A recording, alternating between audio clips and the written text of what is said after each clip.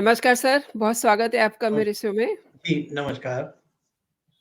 Sir 3 राज्यों में फतह के बाद बीजेपी का जो मुख्य फ़ोकस था, वो सीएम किसे बनाया जाए इस पे था। और अब सुना है कि मध्य प्रदेश में शिवराज सिंह चौहान का लंबा कार्यकाल खत्म हो गया है और इसी के साथ मध्य प्रदेश में सीएम पद का सस्पेंस भी खत्म हो गया है। बीजेपी ने मोहन यादव को राज्य की कमान सौंप दी है। लेकिन भाजपा हाईकमान के इस फैसले ने सबको चौंका दिया है। आई मीन चौंकने की बात है भी, आप कैसे देखते हैं इसको?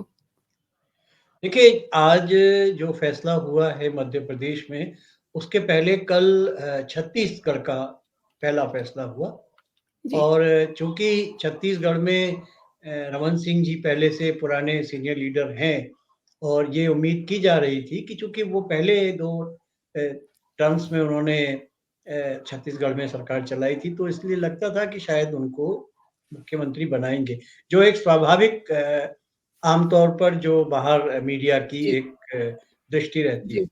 ऐसा जी। नहीं हुआ और वहाँ पर एक उन्होंने अ, आदिवासी जनजातीय नेता विष्णुदेव साय को हुँ, हुँ। मुख्यमंत्री दिया, जो अपेक्षाकृत उम्र में भी कम है, पर ज़मीन पर काम काफ़ी उन्होंने भी किया हुआ है। वो भी जी, पुराने नेता हैं लेकिन तो वहाँ से आप ये समझें कि तीनों राज्यों का जो पहला उन्होंने शुरुआत की है, सबसे छोटे राज्य से की। जी, उसके बाद 2 राज्य बचते हैं, मध्य जी। प्रदेश और राजस्थान। वहाँ हुँ, हुँ। पर 2 दिग्गज आप कहें जो जी, राजनीतिक भाषा में मुख्यमंत्री अतीत में रहे हैं। राजस्थान में तो शिवराज सिंह चौहान आज के नहीं हैं, जी, बहुत पुराने नेता बहुत हैं। पुराने। आडवाणी जी, अटल जी के दौर के नेता हैं जी, और वसुंधरा जी भी अपनी जगह पर एक बड़ी नेता रही हैं। तो स्वाभाविक रूप से ये बहुत से लोगों को उम्मीद थी और ये इसमें दो राय नहीं है कि शिवराज सिंह चौहान काफ़ी लोकप्रिय हैं, जनता के बीच उनकी अच्छी पैठ है और काफ़ी उनके समर्थक हैं, विधायक दल में भी उनकी बड़ी संख्या समर्थकों की है। पर बीजेपी ने अगर वहाँ पर भी अपने नेतृत्व में परिवर्तन किया है और शिवराज सिंह चौहान के स्थान पर मोहन यादव जी को जो अपेक्षाकृत नए हैं, हालाँकि वो भी 60 से कम उम्र के हैं पर जी। अनुभवी नेता हैं, शिक्षा मंत्री थे इस सरकार में उनकी शिवराज जी की और उसके पहले भी और मंत्री पदों पर वो कार्य कर चुके हैं। हुँ, हुँ। तो जी। ये दूसरे बड़े नेता हो गए। तो हुँ, अच्छा दूसरा कल फैसला होगा। अब मेरी व्यक्तिगत रूप से तो उम्मीद यही है कि वहाँ भी बदलाव होगा। होगा या नहीं होगा ये तो कल पता जी, चलेगा।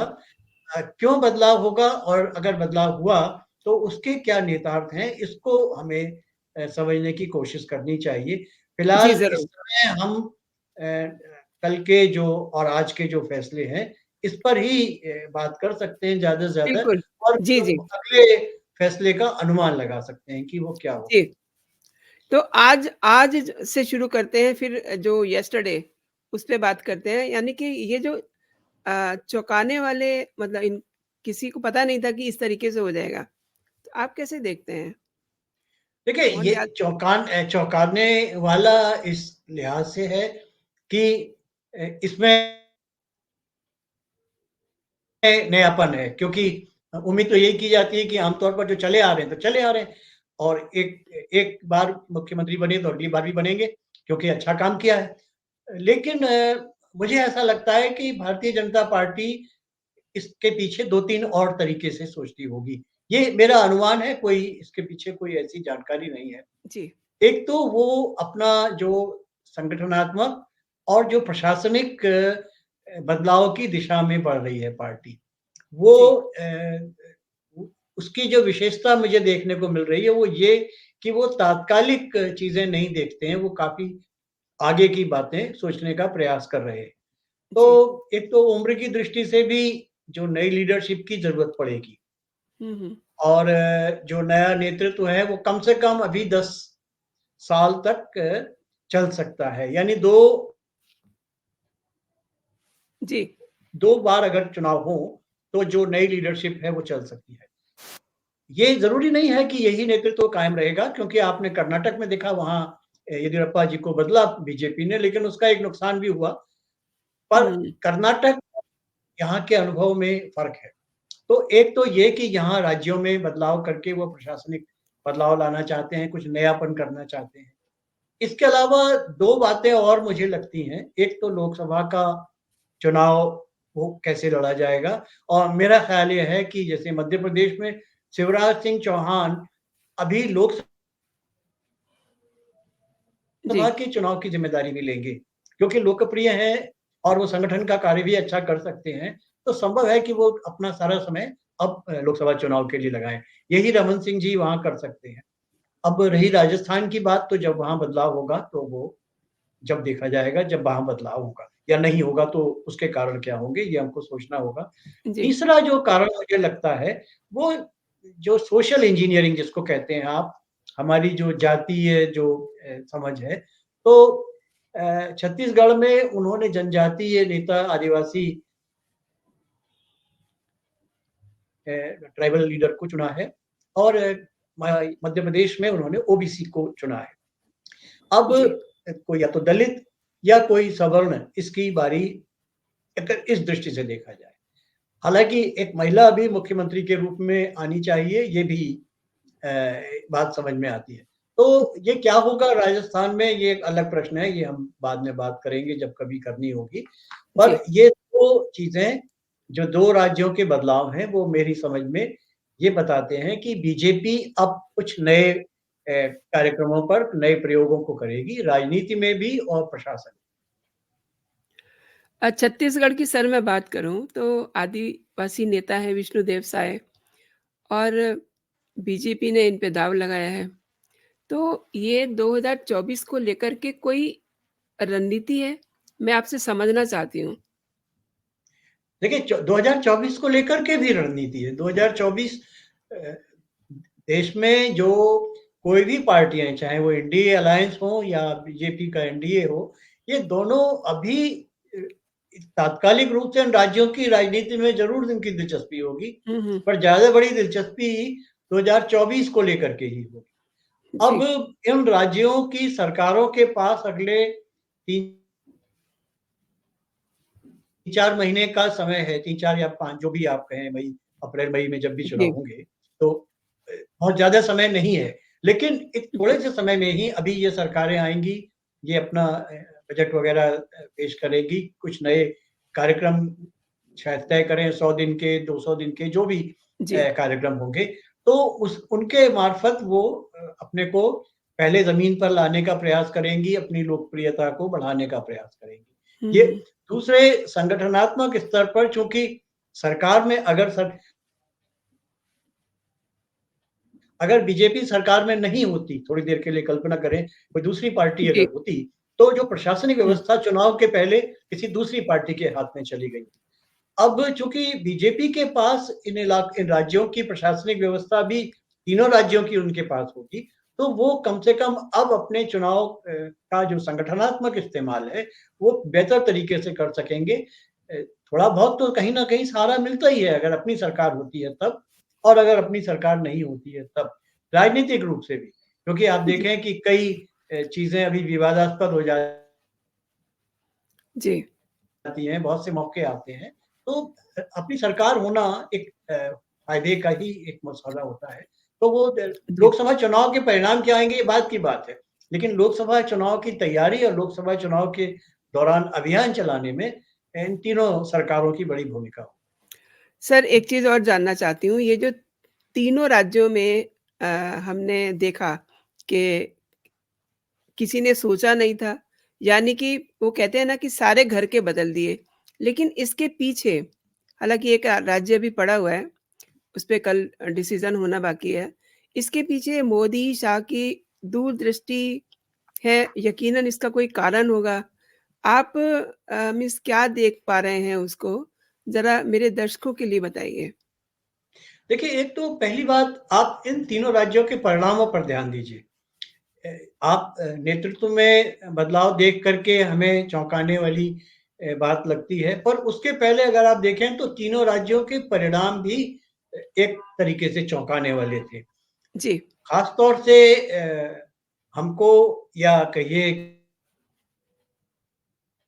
कि जो आमतौर पर मीडिया कर्मियों को ऐसा लग और जो हमने वो एग्ज़िट पोल भी देखे थे, ऐसा लगता जी, था कि जी, शायद राजस्थान में नेक टू नेक जी, है और मध्य प्रदेश और छत्तीसगढ़ तो कांग्रेस के पास जा रहा है। लेकिन जी, परिणाम ऐसे नहीं आए बल्कि परिणाम काफ़ी उलट आए। उलट तो आए। चौंकाने वाले का ये है कि जो जो कार्य करने की शैली है मोदी सरकार की या कहिए अमित शाह जो उनके मुख्य सहयोगी हैं और बाकी उनका संगठन उनके साथ है। इनकी कार्यशैली का अभी अनुमान लगा पाना जी, जो सामान्य मीडिया या सामान्य पर्यवेक्षक या सामान्य विश्लेषक हैं हमारे देश के, वो सीधे अनुमान नहीं लगा पाते और वो इधर-उधर घूमते हैं, कहीं और ध्यान देते हैं। लेकिन वस्तुतः कहीं जो बदलाव है, चुनाव की जो रणनीति है, वो कहीं किसी और स्तर पर काम कर रही होती है। और इस जो बदलाव का जो हम नेतृत्व का देख रहे हैं, इसमें भी हम अपनी तरह से ध्यान देने की कोशिश कर रहे हैं कि ये कारण है या वो कारण है या फलाँ बात है या फलाँ लीडरशिप है। लेकिन मूल बात ये है कि जो सोच-विचार करने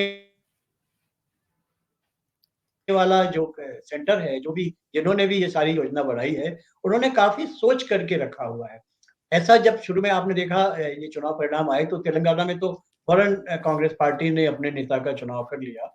इन जी, बीजेपी के तीनों राज्यों में देर लगी, जबकि तीनों राज्यों में पहले से एक पूर्व मुख्यमंत्री हमारे पास जी, अनुभवी थे। वहाँ तो बहुत जल्दी फैसला हो जाना चाहिए था। जी, इसका जी, मतलब है कि फैसला करने में देर होने के कारण ये नहीं है कि नेता उपलब्ध नहीं थे, बल्कि ये था कि नेताओं का किस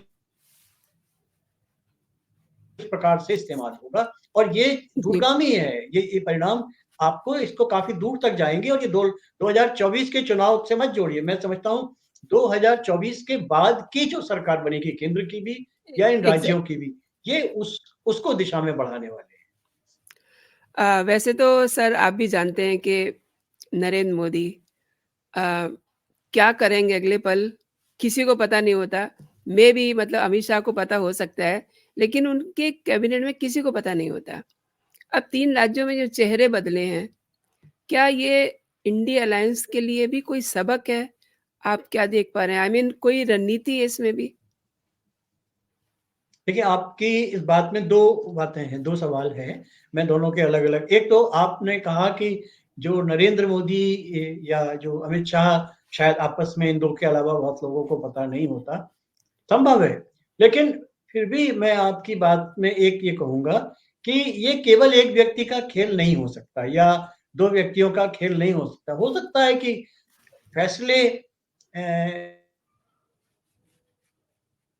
इस प्रकार के हों कि 2 या 3 या 4 लोगों को ही उनका पता हो। लेकिन जो कार्यरूप दिया जाता है, उसमें तो एक पूरा संगठन और पूरी एक व्यवस्था काम करती है, अन्यथा काम नहीं कर सकती। उस बात ये है कि फैसला करने के पहले इस बात को तय करना कि ये फैसला हम क्यों कर रहे हैं, इसमें काफ़ी सोच-विचार की ज़रूरत पड़ती है। अगर आप अमित शाह की रणनीति को देखें, तो 2014 के जो चुनाव हुए थे 2014 के पहले ये कहना बड़ा मुश्किल था कि नरेंद्र मोदी प्रधानमंत्री बन कर के आने वाले भी हैं या नहीं। क्योंकि पहले तो उनको अपनी पार्टी के भीतर ही जगह नहीं मिल रही थी, बड़ी मुश्किल से तो उनके नाम का फैसला हुआ। जी, फिर ऐसा जो कि गुजरात का एक मुख्यमंत्री भले ठीक है गुजरात से थे, लेकिन उत्तर प्रदेश में और वो भी अमित शाह ने उत्तर प्रदेश की बागडोर सँभाली चुनाव की, जबकि वो जी। ना तो ज़मीन के रहने वाले, ना हुँ, हुँ। उनका इतना पुराना अनुभव, ना संगठन के साथ जो भी उत्तर प्रदेश का लेकिन उन्होंने उत्तर प्रदेश की अंतर्धारा को पहचाना कि ये क्या किस दिशा में जा रही है। दूसरे उन्होंने छोटे-छोटे किस्म के जो गठबोड़ किए छोटी पार्टियों के साथ जो सोशल इंजीनियरिंग की,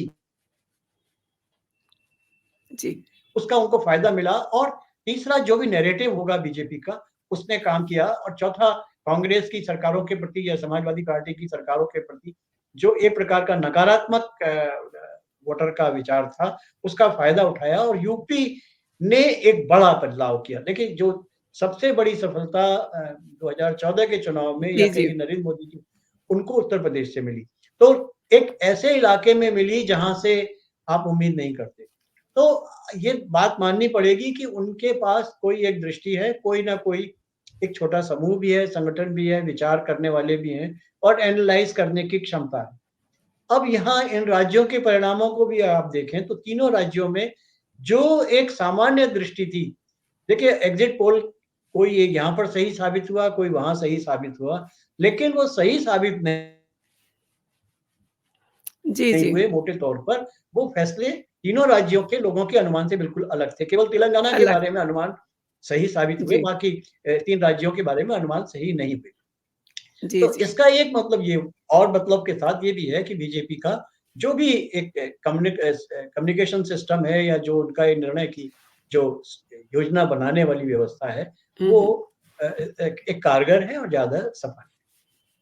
अच्छा, बाकी जहाँ तक आप ये समझें कि इनका क्या आगे परिणाम होगा, क्या इसका लाभ मिलेगा, क्या किस सीमा तक ये जाएगा, तो फिलहाल तो मुझे अभी ये लगता है कि 2000 एक सामान्य धारणा है कि 2024 का चुनाव कोई बहुत मुश्किल नहीं होने जा रहा, क्योंकि इस चुनाव परिणाम ने इंडी अलायंस के अंदर के अंतर्विरोधों को भी खोला है। सारे उभर के आ गए। यानी अब उनमें टकराव है, ये इसमें कोई दो राय नहीं है कि जैसे उत्तर प्रदेश में समाजवादी पार्टी और इनके बीच में टकराव दिखाई पड़ गया और तीनों राज्यों में आपने उसके चुनाव परिणामों में देखा। और ये महत्वपूर्ण राज्य हैं, मतलब हिंदी भाषी जो इलाके के हाँ। राज्य हैं, इनकी जी, जी। टोटल जो सीट हैं, जी, सबसे ज़्यादा सीट लोकसभा की इस जी, इलाके जी। से आती हैं। No doubt. तो इसका फ़ायदा तो इंडी अलायंस अभी भी अब इंडी अलायंस ने ये घोषित किया है कि हम शायद 18-19 दिसंबर को कब मीटिंग करने जा रहे हैं, वहाँ पर सीट के बँटवारे पर बात करेंगे। जैसे ही सीटों के बँटवारे की बात होगी, आप समझ लीजिए कि वो टकराव और मुश्किल जी, जी। वो एक ऐसा पैदा पॉइंट है करेगा। इनका ख़ास तौर से लिटमस बंगाल टेस्ट है में उनका। बंगाल में आप देखें ममता जी तैयार नहीं हैं उनको आसानी से सीट देने के लिए, दिल्ली में आम आदमी पार्टी वाले तैयार नहीं हैं, पंजाब में वो उनको सीट देने को तैयार नहीं हैं। उत्तर प्रदेश में आपने देख ही लिया टकराव चल रहा है। तो अच्छा मध्य प्रदेश, राजस्थान और ये छत्तीसगढ़ कम से कम अब जो ये परिणाम दे रहे हैं, लगता ये है कि लोकसभा में वो इससे भी बेहतर परिणाम देंगे क्योंकि अभी तो ऑब्वियसली। विधानसभा के चुनाव थे।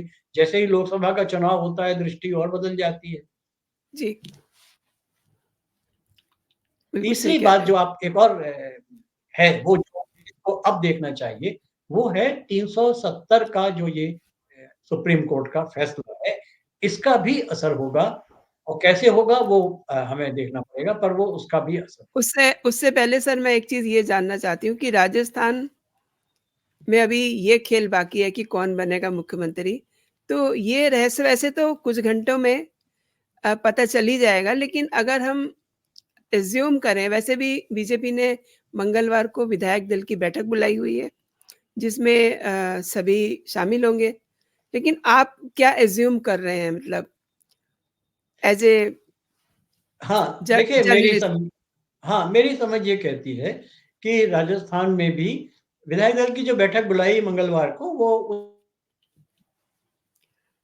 उसमें ही जी, फैसला हो जाएगा और फैसला होने के पहले दरअसल ये कहा जा रहा है कि अगर वसुंधरा राजे को नहीं बनाया गया, तो हाँ। वो कांग्रेस की तरफ जाएँगी या उनके कुछ विधायक बड़ी संख्या में ऐसे हैं जो पार्टी को छोड़ देंगे, दबाव डालेंगे या लोकसभा के चुनाव में भितरघात करेंगे, जी, ऐसे अनुमान। लेकिन एक तो मध्य प्रदेश में जो पार्टी ने संदेश दिया है, वो ये कि हम तो वही निर्णय करेंगे जो हमें ठीक लगेगा। जी, अगर किसी को विरोध करना है, तो होता ये है कि जी, थोड़ा-सा जो शक्ति है संगठन की, वो केंद्रीय नेतृत्व की, वो अगर दिखाई पड़ती है, तो ये राजनीति है। सबको अपना हित अनहित समझ में आता है।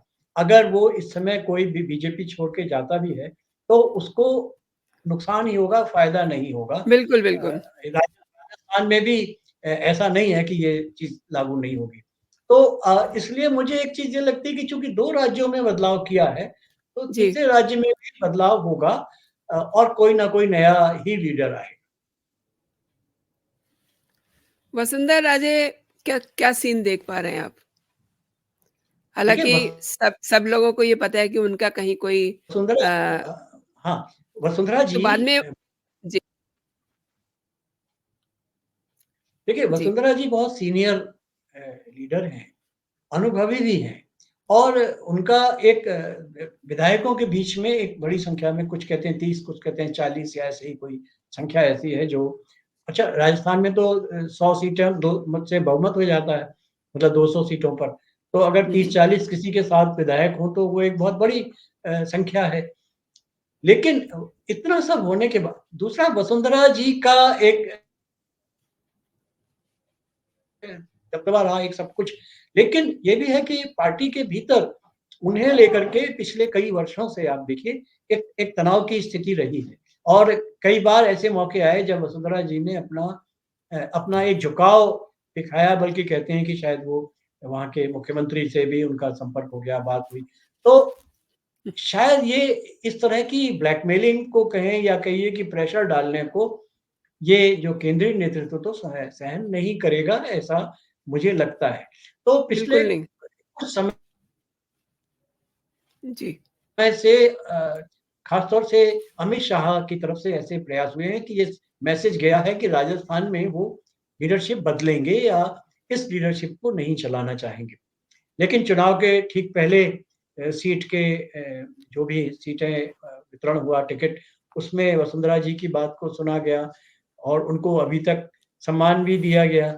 लेकिन आप देखिए चुनाव परिणाम आने के बाद से वसुंधरा राजे दिल्ली आईं, लेकिन दिल्ली में नड्डा जी से तो वो मिली हैं, लेकिन जी, जी। बाकी लीडरशिप ने अभी उनको शायद लिफ्ट नहीं ऑडियंस नहीं हाँ, उनको लिफ्ट नहीं दी किसी ने भी। तो ये चीज़ बताती है कि अगर उनको सपोर्ट मिलता, तो शायद मुख्य प्रधानमंत्री भी मिल लिए होते, अमित शाह भी मिल लिए होते। इसका मतलब कि अभी सपोर्ट तो नहीं है। प्रश्न ये है कि क्या वो दबाव डाल पाएँगी इतना कि डर कर के पार्टी फैसला कर ले? तो आज मुझे लगता है कि पार्टी का नेतृत्व डरने की स्थिति में नहीं है, बल्कि वो अब ज़्यादा पावरफुल होकर के आ रहा है और वो पावर आपने 2 राज्यों में देखी, तीसरे जी। राज्य में भी आपको दिखाई पड़ेगी। अब ये वसुंधरा जी अगर नहीं होती हैं, वैसे तो कहना अभी उचित नहीं, लेकिन एक बात हम देख रहे हैं नहीं है, कि लेकिन अगर नहीं 2 चुनी जाती हैं, नहीं बनती हैं, तो उन्हें स्वीकार करना पड़ेगा, उन्हें शांति से बैठना पड़ेगा, बजाए जी, इसके कि जी। वो अपना गुस्सा दिखाएँ। हो जाती है तो फिर बात अलग है, मैं नहीं जानता कि वो हो भी सकती है। हाँ, वो तो भविष्य के घर में क्या है हम नहीं जानते, लेकिन एक बात है सर, जैसे नए चेहरे उन्होंने 2 राज्यों में अ, इंट्रोड्यूस करवाए हैं, तो डू यू थिंक कि मतलब the third one will be also the same नया फेस नहीं, होगा? वो हाँ, नया फेस ही होगा, क्योंकि ये उन्होंने देखिए अगर होता तो जी। तीनों राज्यों के फैसले एक ही दिन में हुए होते। तीनों हाँ, राज्यों के बिल्कुल। फैसले अलग-अलग दिन में होने का मतलब है कि और सबसे अंतिम फैसला राजस्थान में हो रहा है। इसका मतलब कि सबसे ज़्यादा खटका राजस्थान से ही था। शिवराज सिंह चौहान ने चुनाव जीतने के बाद से ये कहना शुरू कर दिया था कि मेरी मुख्यमंत्री बनने में कोई दिलचस्पी नहीं है। उन्होंने एक से ज़्यादा बार ये बात कही है कि मैं तो सेवक हूँ, मैं जनता का सेवक हूँ, मैं पार्टी का कार्यकर्ता हूँ। मेरी मु मैं मुख्यमंत्री बनने के लिए ये नहीं कहता कि मुझे मुख्यमंत्री बनाया जाए। बना दें तो अच्छी बात है, नहीं है तो मैं एक कार्यकर्ता के रूप में काम करूँगा। पर वसुंधरा जी, राजे की तरफ से ऐसा कोई बयान नहीं आया। इसका मतलब है कि जी। अ, जो केंद्रीय नेतृत्व है वो वसुंधरा राजे को भी एक एक अलग दृष्टि से देख रहा है। इसलिए वो पहला छत्तीसगढ़ में फिर दूसरा मध्य प्रदेश में फैसला ताकि वो मैसेज वहाँ तक पहुँच जाए। वो मैसेज पहुँच गया या नहीं मैं नहीं कह सकता। दूसरे मैं ये सारी चीज़ें कि जो आपसे कह रहा हूँ, इस विचार से कह रहा हूँ कि शायद उनको ना बनाया जाए। अगर वो बना ही ली जाती हैं, तब फिर मेरी इन बातों का ज़्यादा मतलब नहीं रह जी। सर आपने मेरे शो के लिए समय निकाला, बहुत-बहुत आपका जी, धन्यवाद और जी, दर्शकों को जानकारी दी आपने। जी, धन्यवाद। नमस्कार, धन्यवाद, जय हिंद, नमस्कार, जय भारत। जय भारत।